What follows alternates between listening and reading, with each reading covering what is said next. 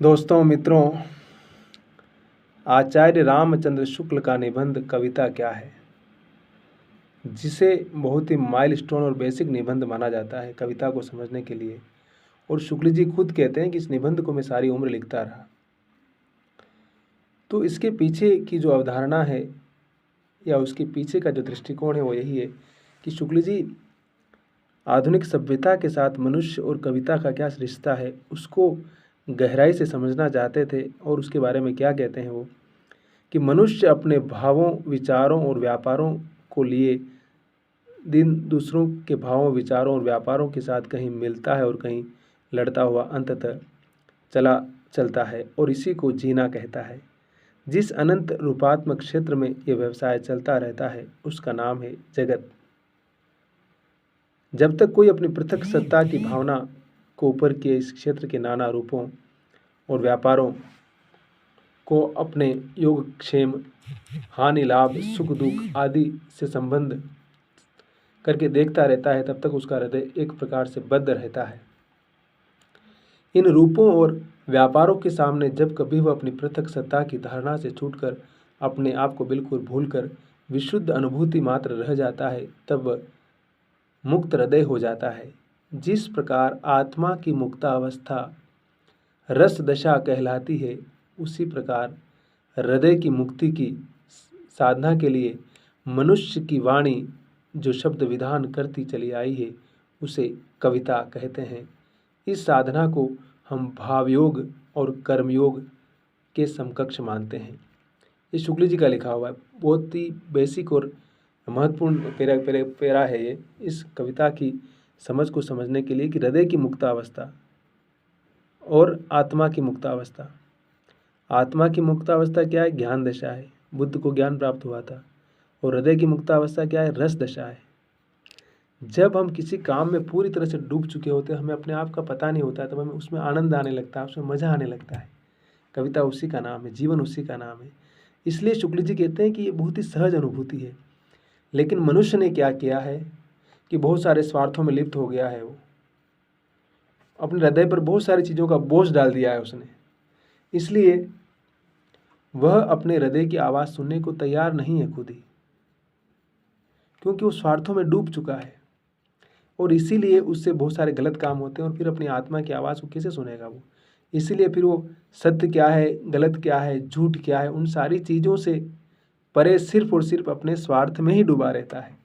इसलिए शुक्ल जी बार बार कविता की आवश्यकता को महसूस करते, और वो कहते हैं कि जब तक मनुष्य अपने आप को इन क्षुद्र रहने की मतलब घटिया स्वार्थों में, दूसरों को धोखा देना, उसकी प्रॉपर्टी पर कब्जा करना, बेवकूफ़ बनाना, दिन भर झूठ बोलना, बेईमानी करना, कहते हैं कि हम जिस प्रकार का जीवन जिएंगे, जिस प्रकार के शब्द बोलेंगे, उसी प्रकार का धीरे धीरे हमारा स्वभाव बनता चला जाएगा। वो फिर हमारी आदत हो जाएगी। अगर हम शुरू से ही झूठ बोल रहे हैं तो फिर हम झूठ ही बोलेंगे, भले ही हमें पता है कि सत्य क्या है। हम शुरू से ही इस प्रकार का नैरेटिव लेकर जीवन में चल रहे हैं कि इस प्रकार की कहानियाँ सुनाकर लोगों को बेवकूफ़ बनाना है, तो हम वही करेंगे। लेकिन हमने शुरू से प्रण किया है कि नहीं, हमें इस प्रकार का काम नहीं करना है, किसी के साथ चीटिंग नहीं करना है, और मुझे वही करना है जो सही क्या है, गलत क्या है, तो आदमी वैसा ही करेगा। तो उसके भीतर एक वास्तविक अनुभूति आएगी, और वो दिल की आवाज़ को सुन पाएगा, समझ पाएगा, चीज़ों को सही कर पाएगा। तो कहते हैं ना कि जिस प्रकार का हम जीवन जीते हैं वैसी चीज़ें बनने लगती है। तो शुक्ल जी बार बार इस निबंध में यही बात कहते हैं कि हमें अपने हृदय की उस वास्तविक अनुभूति को समझने की और उसको आत्मसात करने की आवश्यकता है। हम उसके ऊपर बहुत सारी बाहर की चीज़ें थोपते रहेंगे तो बहुत मुश्किल हो जाएगा। कविता ही मनुष्य के हृदय को स्वार्थ संबंधों के संकुचित मंडल से ऊपर उठाकर लोक सामान्य भाव भूमि पर ले जाती है, जहाँ जगत की नाना गतियों के मार्मिक स्वरूप का साक्षात्कार और शुद्ध अनुभूतियों का संचार होता है। इस भूमि पर पहुँचे हुए मनुष्य का कुछ काल के लिए अपना पता नहीं रहता, वह अपनी सत्ता को लोक सत्ता में लीन कर देता है। उसकी अनुभूति सबकी अनुभूति हो जा सकती है। इस अनुभूति योग के अभ्यास ने हमारे मनोविकारों का परिष्कार तथा शेष सृष्टि के साथ हमारे रागात्मक संबंधों की रक्षा और निर्वाह होता है। ये बात शुक्ल जी कह रहे हैं। जिस प्रकार जगत अनेक रूपात्मक है, उसी प्रकार हमारा हृदय भी अनेक भावात्मक है।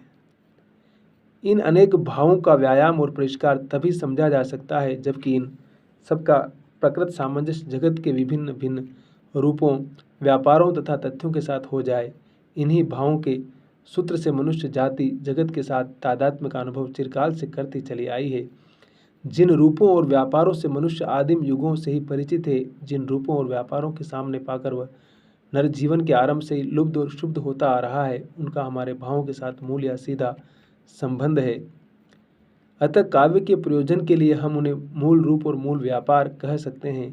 इस विशाल विश्व के प्रत्यक्ष और गूढ़ से गूढ़ तथ्यों और भावों के विषय या आलंबन बनाने के लिए इन्हीं मूल रूपों और मूल व्यापारों में परिणत करना पड़ता है। जब तक वे इन मूल मार्मिक रूपों में नहीं लाए जाते, तब तक उन पर काव्य दृष्टि नहीं पड़ती। इसलिए वो कह रहा है कि इन सारी चीज़ों को बहुत सहजता के साथ लाना पड़ता है। और शुक्ल जी का एक निबंध बहुत महत्वपूर्ण है, निश्चित रूप से आपकी समझ को बहुत अच्छा बनाएगा। और हम जो सोच रहे हैं, हमारे भीतर जो कुछ समस्याएं हैं उनसे जिसमें हम उलझ चुके हैं, उनको सुलझाने में भी निश्चित रूप से मदद करेगा। इसलिए लगे रहिए, पढ़ते रहिए और गुनते रहिए, और ज़िंदगी में बेहतर रास्तों का चुनाव और बड़े बड़े सपनों के साथ अगर हम आगे बढ़ेंगे तो ज़िंदगी हमारा स्वागत करेगी। Thank you. आज का दिन आपके लिए बहुत मंगलमय हो, शुभ हो। हंसते रहिए, मुस्कुराते रहिए, पढ़ते रहिए, लिखते रहिए। और इस संसार में हमारे संकट परमानेंट नहीं है, इसलिए खुशियाँ बांटिए, मुस्कुराहट दीजिए लोगों को, और जितना हो सके बेहतर करने की कोशिश कीजिए। Thank you.